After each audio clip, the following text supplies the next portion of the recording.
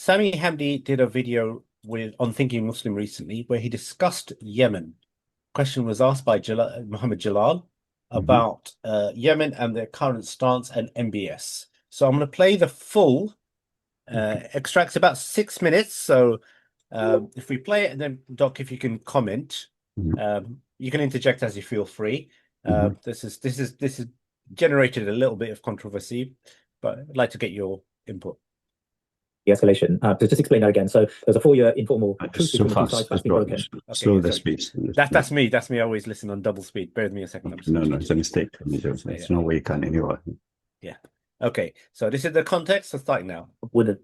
So on the Saudi-Houthi escalation, to just explain that again. So there was a 4-year informal truce between the two sides that's been broken, and it was broken after the Saudi airport strike on the Sana'a airport. Um, why did the Saudis strike Sana'a airport? What was the idea behind that? It's unclear if the Saudis are the ones who hit it or if the Americans are the ones who hit the Houthis via Saudi Arabia. The reason why I say this is that the Houthis' response by firing a couple of missiles at Saudi Arabia seems to have been a warning to Saudi Arabia that do not get involved in this. Like, stay out of it. We know you're allowing planes to take off from Saudi Arabia, but we're willing to tolerate that because we recognize you don't actually have the power to prevent that. But don't actively get involved. Don't let them hit us like through those bases. And it appears, as it stands, there hasn't been a future exchange of those missiles here and there. Right. The Saudis, I think the dilemma that they have at the moment is, I'm going to word this strictly politically, put morality out of the window for a second, is that this is actually a golden opportunity for the Saudis to rally their allies in Yemen for a campaign to retake Sana'a from the Houthis. This is the perfect time to gather the Islah, the Nasirists, the other political parties in Yemen who make up the government, to gather them all under one banner, make them go to Hudaydah on the port to cut off the Houthis' supplies that they get, and then from Hudaydah march on Sana'a. Now, the last time they did it, in 2018 or 2019 in Hudaydah, the Americans stepped in to rescue the Houthis, and the UN stepped in to rescue the Houthis. For their own reasons, that needs a different podcast, and maybe you'll bring someone else to participate in that. So the Saudis, the UAE, after the Hudaydah, UAE were like, well, it's clear the international community won't let us retake, Sana'a. This was maybe 2017, actually, because it was the Democrats in power, and the Democrats were more amenable to a deal, and part of their deal with the Iranians was allowing the Iranian proxies to entrench themselves and turning a blind eye to the coup that took place in Yemen. The Saudis could rally their allies, but the problem the Saudis have is they are deeply concerned that Islah, who they claim to be associated with the Muslim Brotherhood. The reason why I say they claim is because, unlike other Muslim Brotherhood members, Islah actually ruled Yemen for a while. They are worried that if the Islah come to power, that Islah will be more independent that Saudi is likely to accept. And therefore, the Saudis can't decide who's worse, Islah or the Houthis. And that paralysis, by the way, is what has allowed the Houthis to thrive in Yemen. It's not Iran. It's the Saudi paralysis in terms of who do we want to rule Yemen and the inability to allow any party to really go towards Sana'a. Saudi does have the option, and this is why the Houthis fired the missile. It does have the option to rally those in Hadramaut, to rally those in Ta'iz, to rally those in Aden, to make a campaign north. And I think they could oust the Houthis from Sana'a. The reason why I say this is that the attack on the airport implies that there is a concern that the Houthis could be activated by the Iranians. I think at this moment in time, the Iranians have said, don't activate yet because I don't want to push Trump too hard. But the Houthis now will be saying to themselves, but if I don't do anything right now, like I could be in serious trouble here in Yemen. Whether the Saudi Crown Prince chooses to do so is a different question, primarily because there may be a concern that if he marches on the Houthi, and here is the irony, when people say that UAE is against Iran, that if the Saudis get the Yemenis to march against the Houthis and to retake the capital and re-establish the internationally recognized government, the UAE may hit Saudi Arabia from behind, using the Southern Transitional Council, the Southern separatists, to hit that same army from behind, wedging Saudi's allies between the Houthis and between the Southern separatists, which is why perhaps maybe those in Riyadh are questioning or being deeply concerned. But the point I will say is this. For Riyadh, Yemen is the thorn that Iran keeps prodding. The Saudis need Yemen to be liberated from the Houthis. I'm not saying this because bin Salman, I'm implying bin Salman is a good man, but rather the Yemenis, I always used to say that the hardest questions I used to get in Q&A sessions when I'd give talks in America, Australia, was that the talk would finish. And then Yemenis would approach me and Syrians. Yemenis would come to me and Syrians. And I remember Yemen I was in Memphis, and a group of Yemeni brothers and sisters, they came to me. They said to me, Sami, can we ask you a question privately? I said, yes. They said, how do we reconcile the Ummah celebrating the butchers of our families in Yemen? Is it a weakness of faith on our part that we want to take our country back and our homes back from those who did a coup and took it from us violently and militarily? In other words, we should support those who slaughtered us. Or is it just the Ummah doesn't understand enough about Yemen or doesn't understand enough about Syria? And I said to them, to be honest, the Ummah doesn't know much about the stories that take place in the region, which is fine. I get it. You know, we're raised on Spider-Man and Hollywood and Batman and these things as well. But the reason I make this point is the Saudi campaign in Yemen, Iran is not the only threat that it's facing, it's also the UAE as well. Because if you control Yemen, think about that access that you have on the Bab el-Mandeb Strait. Think about an independent Yemen that refuses to be dragged with the Saudis or the Iranians or the Americans or the Israelis. Think about it, that independent Yemen on the Bab el-Mandeb becomes the most powerful power on that strait, more powerful than Eritrea, more powerful than Somaliland, more powerful than the Americans. And if it's independent, imagine what it does for the leverage for which is why I'm an advocate of Yemen's liberation, because while the Houthis may be firing missiles at the Israelis, the paralysis that they've caused in Yemen as a result of going to war with the Yemeni population because of their ideological belief that only Ahl al-Bayt could rule has paralyzed Yemen, and that's why Yemen is a playground for all these various different interests. Whether the Saudis choose to launch that campaign, I always say that while the Saudi Crown Prince has many opportunities, I don't know yet if he's ever been able to capitalize on them in a way that actually benefits Saudi Arabia. When he went against the UAE, the Turks and the Qataris hesitated, and the reason they hesitated is because they believe that Saudi has an opportunity. They believe Saudi has the resources. They don't believe the Saudi Crown Prince has the wisdom to be able to deploy it. Interesting. Let's move on to American public opinion. Ram Emanuel. So that's the statement. So his stance with respect to Yemen, with respect to what the people should do, and how opportune is it to discuss this? Okay, that's it. Understand Hamdi is trying really his best, I think, with good motivation. But the problem, like most commentators from Islamic background or world international background, they don't go to the beginning of the root of the problem. And that's they start with assumptions which are not proper. First of all, just a remark. When he talks now, until now, saying al-Houthi, and mentioned that only al-Bayt can rule, that's the madhab of Zaidi. Not like that. In that case, only those who take power from the enemies of al-Bayt by force. Okay, that's the madhab of Zaidi. And Imami is not like that. It's different. Leave that. That's what Iran on now.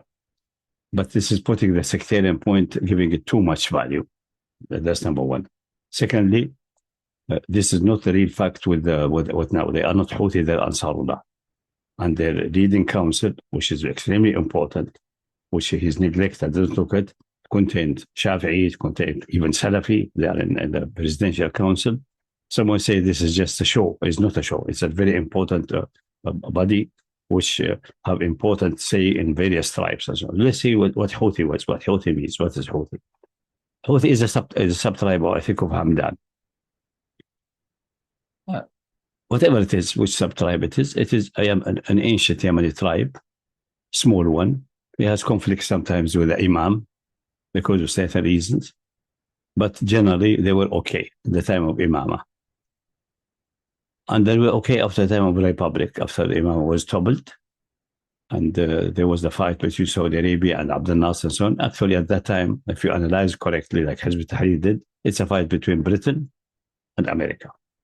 America shielded behind Abdel Nasser at that time, and dragging this way, he was dragged by the British into almost in an abyss, and she perished in it anyway. But we are not going to go up to the 60s.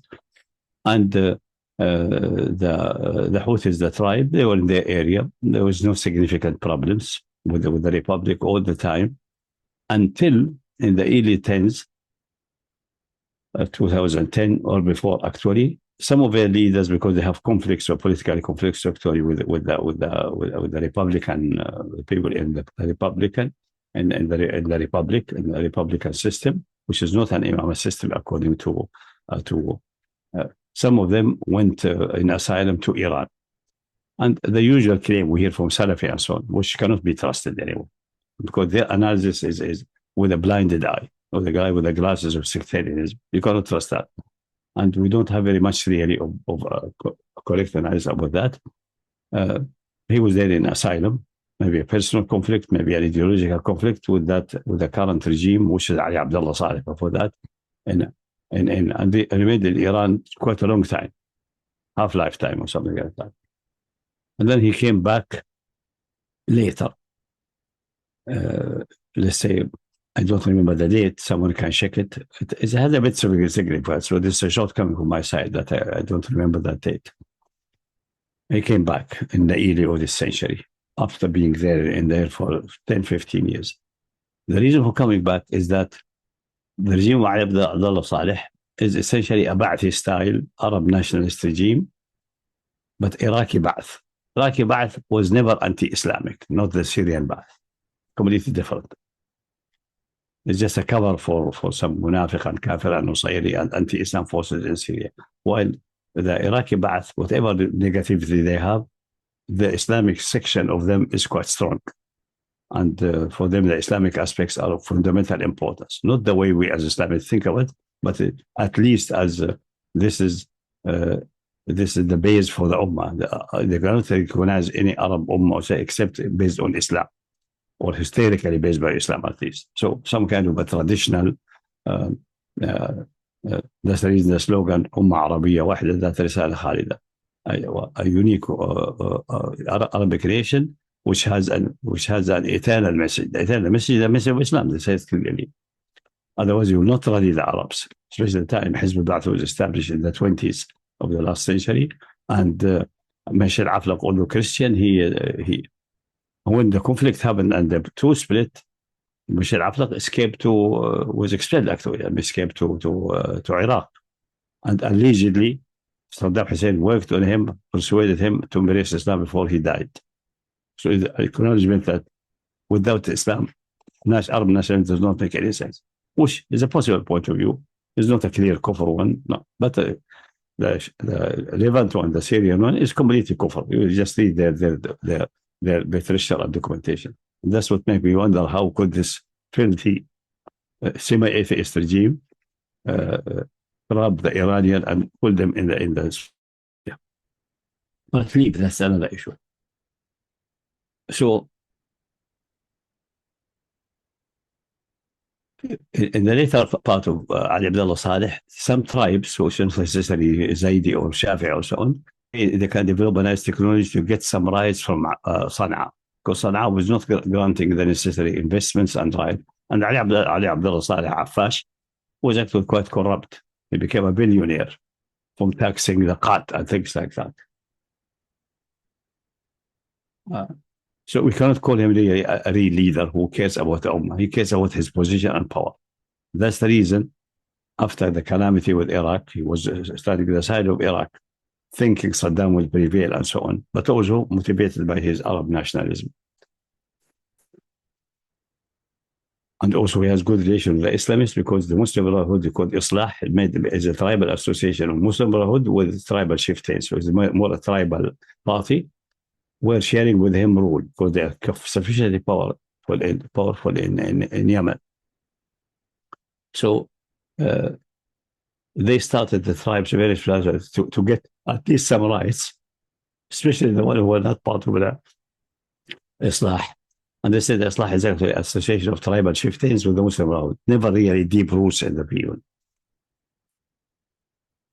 They found a way that if some foreigners there who related to Ali Abdullah Saleh for investment for oil, also for oil is also under control of Ali Abdullah Saleh, but the proceed never reached everyone. So the people being tribal, the Houthi, being a tribe, happened to be Zaidi, yes, but other tribes proceed before them. They used to be, for if a group of technicians or people of oil or some coming to give training to because after Saddam was corrupted and finished, Ali Abdullah Saleh recognized that I cannot confront America, so he was willing to cooperate with America in everything, including attacking Al-Qaeda in his country, etc., and also allying with them in various issues across to Somalia and things like that, and retained that he's kept in power. The tribes, beginning of after the fall of Saddam, essentially 2003, after that, he recognized this, and the tribe recognized we will never get any rice or anything. So the best way, a group of engineers coming close, and they will abduct them and ask for ransom. The ransom they ask from the government will embarrass you international, cause you a problem, unless we get a hospital or get a road going through our land. And they have enough local power that Ali Abdul Saleh doesn't want a headache, so he responded to their demands. There are many funny stories about that. I mentioned it another time, inshallah. It was not about to study the Yemen mentality and the way he managed politics. And then the conflict accelerated, either before the father Abdul al-Houthi, the first Houthi, the big one, turning back because this one has passed away. He was with his father some time there, came with him. Either before or after. The analysis will depend upon that. Anyway, the conflict erupted between al-Houthi and Ali Abdullah Saleh, where the Houthi, said Houthi, not Ansarullah, said the Houthi, the tribe, cooperated with Saudi Arabia to fight Ali Abdullah Saleh. Saudi Arabia was fighting Ali Abdullah Saleh because he became, with American support, become like the co-wives, competing co-wives. And he's in a position, so the Americans are trying to keep him in power so he can grant them the ability to hit Al-Qaeda, to hit in Somali, and never touch the issue of Bab al-Mandab. Never touch even inside Yemen, anything which touch the American benefits. So at that time, Saudi Arabia felt that Ali Abdullah Saleh is becoming too powerful. They are interested generally from the beginning to have Yemen subdued. And at that time, in Saudi Arabia, the rule at the time, who was it? Abdullah bin Abdul Aziz. Abdullah bin Aziz obviously caved in front of the American after September 11 and the Jasta law.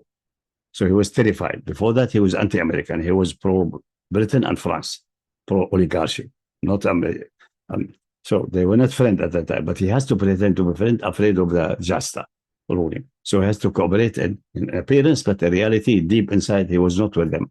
Since the time of his father, he was an enemy of this pro-American direction. For various reasons, we are not going to discuss about his character and upbringing and conflict with his father, all of these things. So at the time, Abdullah was able to cooperate with those and then use them as a tool, and they cooperated with him, pushing them against Ali Abdullah Saleh. And they did succeed considerably and penetrated in Yemen.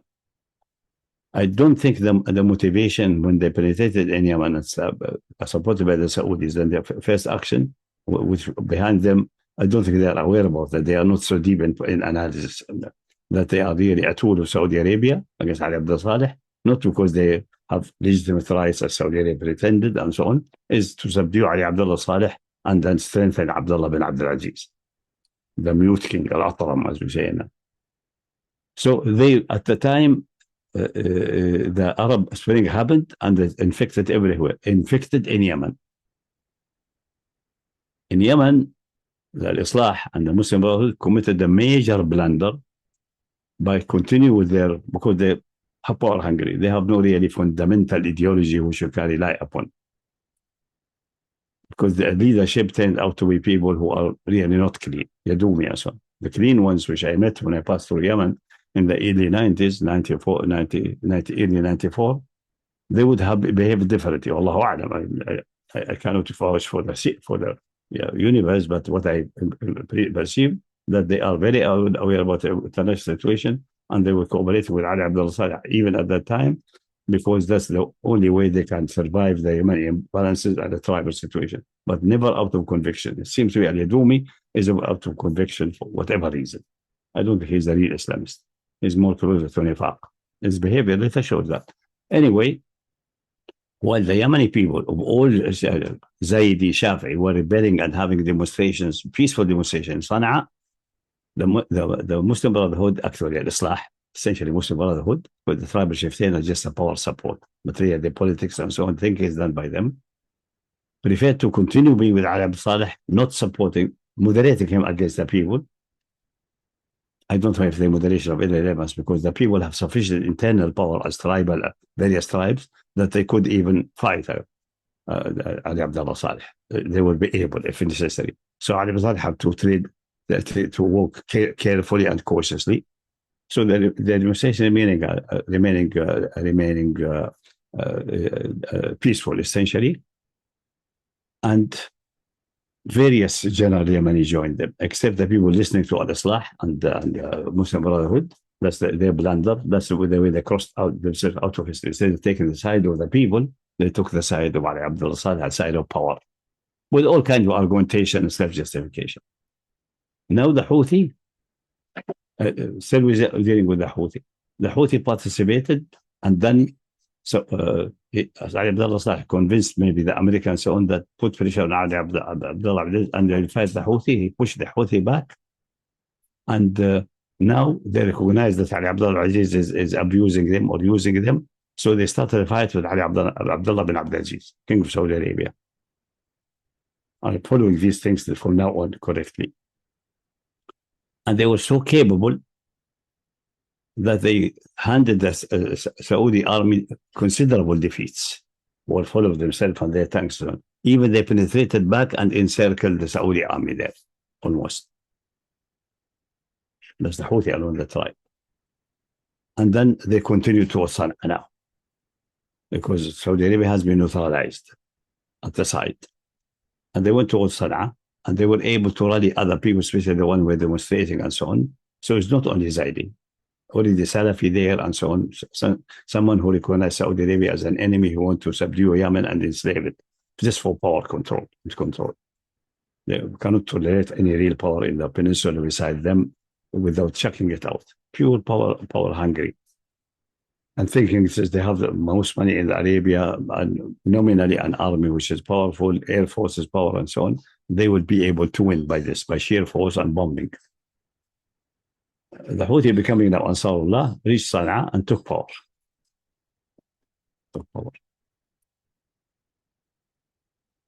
And they continue spreading until the current limits, roughly, current limits.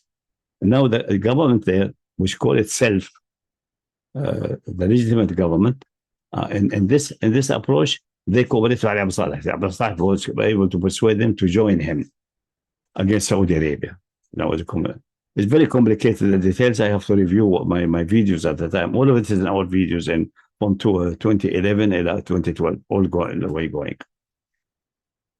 Ultimately, Ali Abdullah was killed, and the so-called internationally recognized government is not a legitimately elected government. It was appointed by someone there without election. So they claim this the elected government, internationally recognized. Yeah, internationally recognized because international community recognize who is in power and who run the embassies. They do not ask how he came to power. As long as he established himself and send the embassy, they recognize this one. But the Ansarullah now were able to kick them out and they escaped to Saudi Arabia. Now the power relation inside Yemen became very complicated and upside down, not the old one, the time of the Imam, not the time of the early time of the Republic where everyone agrees with the system, there's no major problems. And the ideological direction of Zaidi and establishing Imama was not yet forward. Now, this government is not legitimate. International recognized is irrelevant, but it's not legitimate because it's not an elected one. They claim, and I think Sami Hamdi may believe them, that they are the legitimate one somehow. They are not. Actually, the Ansarullah have more legitimacy. Yes, they gained by force, but there was a civil war, the war ongoing. Saudi Arabia is involved. Ali Abdullah Saleh on the other side, now he switched sides, etc. So, and he's now killed. They filled the vacuum actively and by the sword.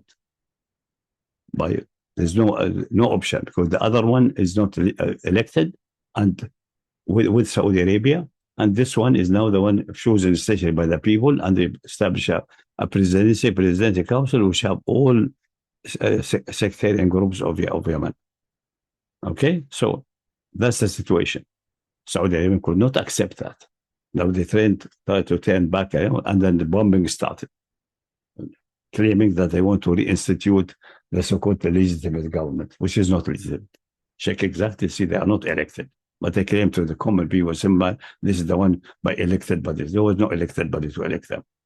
They declared they are elected by nobody. And especially the president at the time is not an elected one. Is appointed by some council which is not elected. So it's not legitimate according to the old Yemeni constitution. Anyway, So the situation legally and Sharia-wise is completely messed up, like a civil war. But from that one, it's now Ansarullah, and there's not only the Houthi. They have to take consideration of the other Tawaf. Shafi. In Yemen, it's almost 50-50. So it's not that the other Ta'if are oppressed or something. That's not true. This is Saudi propaganda. If you check all evidences, that's not the case. And they're participating. Yes, Abdul Malik al-Houthi, being the leader of Houthi who got and established Ansarullah, established the situation in Sana'a, being regarded as a nominalist, actually more like a spiritual leader, is having a function similar to maybe adopted the Iranian model to run away from the issue of imama by having someone who's like a walayat al-faqih, similar to that. So the cross is a strange crossing between imama should be in the offsprings of Fatima only, with the condition that he has to ask for his right, and if necessary, take it by the sword. It's not the imama there, which is almost like divinely appointed and hereditary. That one there made the Shia Imamiyya did through the histories, never able to attend. Khomeini broke that by establishing the bid'ah, the innovation, the heresy of Walayat al-Faqih. So Abd Malik al-Houthi is similar, essentially like al-Faqih al-Wali, supreme leader, more symbolic, but state power in Yemen is in all other sects. And that's more than Iran. When Iranians have well-established structure before time with the Shah, needed just to switch over, and all the conflicts and problems in Iran has been managed by after Khomeini by certain compromises and so on. That's the reason Iran was ineffective, despite its enormous power, to do that what is done now to do it before, with less bloodshed and losses. Anyway, that's another issue. So, and that's the real situation. So the claim that the one from South did not, and America is behind that, I don't know what's the support for that. That's maybe just someone's propaganda. What I know is that they are relatively independent, but does not mean every faction, every sub-faction is independent from the external world, have enough power to rely on its own. But since they control Sana'a and kicked, and Abdullah Abu Saleh was killed, and they kicked the so-called digital government, they felt sufficiently assertive that they can follow really independent policies. Now the Saudi played the sectarian card as usual. They play everywhere. Now that's the situation. So all these things that's American and pushing them and protecting them and so on, I think this is based on an analysis which is not correct. And Sami Hamdi should go back and study the history in more detail, step by step, because it changed after the Arab Spring. For 3-4 years, it made a completely radical change in Yemen, more radical than what in Egypt. Because Egypt, obviously, the Sisi betrayed Morsi, rahmatullah alayh, and also Morsi and Morsi turned out to be really dumb and dull, or traitors. And they forsaken of the Morsi, and it ended this miserable way. But the only place where the Arabic Spring is having really produces something tangible, is not the ideal one, but something really going forward, is Yemen. So that's the situation. Now, when it was clear that these will be digging their roots, Saudi Arabia started its war. Internationally, they cannot say a sectarian war. They cannot afford it internationally, because they rely on the so-called international coalition. They relied on international law, and this is not a legitimate government which we recognize. And we want to get the one back. And they started the bombing campaign. That's what happened there. And since then, we have that. So the bombing campaign had 11 years since the situation happened. The bombing campaign is going now, went on for 6 years. Saudi Arabia failed completely to achieve anything, except killing more than 100,000 Yemeni. I think Brother Sami Hamdi did not take that into consideration, because as Muslim analysts, you should take that also into consideration to see who has real power and why, and that is worth of condemnation. Then they have truce, but the air and sea blockade enacted by Saudi, we could say essentially not by Saudi Arabia itself, because they could not, they are from the war, they record the 6 years before that fighting, they recognized they will not be able to defeat Ansarullah or Yemen. Let me say Yemen. Yeah. Now they are really the real representative de facto. Yeah. Legal one, no one is there illegally. Yeah? If anyone have any legitimacy or a bit of legitimacy, is Ansarullah, not this despicable government which is living in exile in the hotels of Saudi Arabia. So, the starting of the war, we have to analyze very carefully. Abdullah passed away. After passing, Salman came. Salman, his main connection and main reliance on power is actually on the oligarchy, not in the military industrial complex of America. So it's not America his supporter and back. His back is Israel and the oligarchy, Britain, France, and so on. Or the oligarchy running those two countries. Although sometimes it appears like West is one block, is not true. That's how analysis should be done. Anyway, that's an issue related. Can be seen from the First World War all the way Second World War, and then the conflict between Britain and France behind the scene while pretending to be one front, and that's a lengthy issue. But take it at face. I have said that many times and analyzed things based on that. I think our analysis has tend to be correct. Anyway, Salman is an old Zionist, and he thinks the only way the throne can prosper and stay and he keep the power is with the really oligarchy support, while appeasing America and playing the game. Noticing that the one in leadership since that time are actually dull. Essentially, Trump, Biden is ineffective, and at the end of Biden time, other considerations were important. And the Israeli lobby was rising, but under a bit of restraint. But in America now, big America is actually not, in certain areas only, not running according to military industrial complex, but rather with the oligarchy, the banks and so on, the bank elite and the money centers, not the military industrial complex. In certain issues. In other issues, that one is the dominant one. Nobody talk with them about that, especially internal politics. So it's very complicated analysis. But Salman, encouraged by Israel, possibly even making with them secret agreements. The Saudis have received plenty of airplanes, but they cannot trust their own people because they insist for the Air Force to have mostly pilots from Al Saud, mostly, because they were afraid the other one will excel and one may they make a coup d'etat. This is the eternal fear of Al Saud, which make the army always weak because they are afraid of a strong army may turn against them and make a coup d'etat. And they can't be blamed because all armies in the Arab world since World War II are just involved in coup d'etat because the regimes at that time are all corrupt and unable to manage anything, and agents of the outside. So any energetic commander will think that I'm more worthy of running the affairs. That's it. So, especially if he has the support of some international entity. So they started the war. I predicted third day of the war, we have one broadcast at time and said, this is a divine trap. This the big rat is gone into the trap, thinking they will have delicious cheese. The trap will strike behind them and they will be finished. That will be their end. Yemen will terminate the rule of Al Saud. That's 10 years ago. Not that I'm a great prophet or something. No, but that's because that's the reality of the whole situation. Yemen has sufficient internal capacity and capability, and the Yemeni are really people of handicraft, industrial capability, and so on.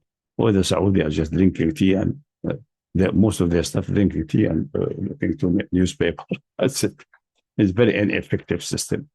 A system not based on meritocracy, at least now. It's just being loyal to the regime. And since there's enough money, they can bribe it with money. That's it. This system, the moment faces a real challenge, will collapse or there's no way. The sycophant system will never survive against an even much smaller system, which is based on efficiency, on people who are willing to work with their hand, or people who are willing to do industry, people who are to be creative and invent. That's not in Saudi Arabia. The current Saudi Arabia, at least. So, the prediction was reasonable on the information at that time, and it's now getting to fulfillment. Now let's come to now situation. In that time, Yemen developed sufficient power capacity. By the way, the industrialization and so on started already in the 60s and early 70s under the leader of the early presidents of the Republic. So it's not recent. And even before Iran, revolution in Iran was established. So the genuine Yemeni development, later on they cooperated with Iran and they exchanged benefits and so on. No doubt about exchange technology and things like without any doubt. But it's really homegrown in its essence. It developed such a way that they were capable of doing something, but they did not have enough self-trust and capability to cross the barrier of fear with Saudi Arabia. Because I remember in 2019, I advised them. I'm not a great man or a Nabi, or so they listened to me, but I advised them in the discussion. I was in Geneva at the time. I told them the situation is like that. These forces in Maghreb will be a deadly for Yemen if they stay. So you have to go deep in Saudi Arabia, encircle like we did past in time Abdullah. They did that in time past. And dispatch of them. And the idea found from the interviewer in the television, Yemeni television and so on, great acceptance. But I think it was also discussed there back in Sana'a. But because they have very deep relation with Iran and some kind of secret cooperation and so on, they were listening to the Iran advice because this is the big brother who has these missiles and so on, like ours or even superior and so on. And the Iran at the time were literally peeing in their pants in front of America. They do not have sufficient self-trust to regard at that time. They could do annihilation to America now and even better with less losses from their side. But that's bad. We are not going to lament about that. I think upon their advice, most likely they came with very good advice. Listen, if you go inside Saudi Arabia, America will come with all forces and destroy both of us. We are not ready to confront them. According to Ali Khamenei, the late Ayatollah, we have to accumulate power and develop further until the year 2040. Before that, we'll not be able to do anything. Just forget about it. Not recognize how much power you have and how much you can achieve now. Anyway, so they did not follow that advice. And exactly as I told them, if you leave them there a few more months, they will accumulate enough power and they will not rely on the air in the air campaign of the past 6 years, which has failed. No, they will, and also the blockade, sea and air blockade. No, they will attack now along the desert side, not the seaside, going down because these other attacks are not possible. But this here, going all the way, and you'll not be able to stop them. They may be able to get all the way to Aden and encircle you and finish you. Don't do that. Don't leave this opportunity. They left the opportunity, and exactly the attack came. Luckily, Ansarullah and the Yemeni were capable of stopping the attack in Bayda, almost opposite to Taiz. So three quarters of the way to Aden was subdued by the Saudis. But on the desert side, the high mountains and the other side, the seaside, they didn't have any penetration. And then it took laboriously from 2019 and 2008, all the way until I think 2024 and so on to push them back to Ma'rib. Now they're in Ma'rib. So, missed the opportunity there. Now they have recognized in 2023 and 2012 that they made the mistake and they have enough power really to hammer the Saudis if necessary. But now Gaza is ongoing. So this is a great opportunity to exercise the force against a legitimate enemy. Even the Saudis cannot say anything about it publicly. They will work secretly with them and they will work secretly. And some of their planes were flown by and there's even a rumor that some of the Israeli planes have changed the logo and repainted and appears as Saudi there attacking Yemen. I don't know. I don't want to verify, but it's to be expected because the Air Force of Saudi Arabia appears on paper capable with the planes, but the problem, the pilots don't have the pilots to rely upon, neither from Al Saud nor from the general public. The general public only few. From Al Saud, they are reliable that they will not make a coup d'etat against you. But fighting there, the Saudi regime should notice that in the Gulf War, when they support liberation of Kuwait, or Saddam starting the attack and so on, when they called the pilots and air to come, most of Al Saud, with the majority, called in sick, not willing to fight. even to protect the throne. America is there, they will come. Why should we fight? Only the one who came there, some simple-minded, good-hearted, simple people from Shamran, you know, so the one who shot 2 Iraqi planes and so on, and they give him medallions and then refed him quickly to Erie retirement to get rid of him. That's it. It's a joke Air Force. And the reality of the fight, 10 years showed that. They will never win. So the issue with Gaza came, that was an opportunity. Now they are not listening. Now they have matured and gain confidence by the fight against Saudi Arabia and saw how to deal with the Saudi attack of air. Just an air campaign will not do anything. And already before that, they have killed enough Yemeni. There's no way to step back. So they took the opportunity, I think, out of Islamic motivation. I'm not saying it's just opportunism. And declared the blockade against Israel. So that was step number 1, getting out of the fear zone, stepping over the barrier of fear. And amazingly, it succeeded. It succeeded considerably. And in this instance, Iran cannot come and say, don't do it. The America will come. America is already there. It's already in the Mediterranean, already supporting Israel, and the genocide is ongoing. So they could not do the negative advice they have done in 2019. They couldn't. So Yemen, and then it was shocking for everyone. The success is beyond any description. 2 campaigns have been defeated. 1 defeat in time of Biden, and then Trump came here and fixed muscle. I will show you what I do, not sleepy Biden. As a result, he ran away after 2 months because his staff promised him Biden was doing it softly. If we do hard, they will collapse. So he believed them. And then they started.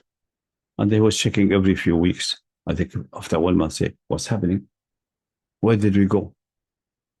I think one aircraft carrier was hit, most likely, I think the Roosevelt, and went back. And the Chinese certificate showed a very big hole in the top of it. So it was most likely, almost certainly hit, and was withdrawn back to America. Now, the situation became crazy. After another month, said, no, stop it. They will exhaust ourselves, will be defaced. He communicated with Oman, then he can find a way to stop. And the Yemeni are sufficiently wise and sophisticated to say, okay, we'll stop. And he can, let's say, it must appear as if you are asked for it. No problem. The guy should disappear. Focus again. He can say whatever he wants. So they are wise enough to do that. I think it's a good idea to do that.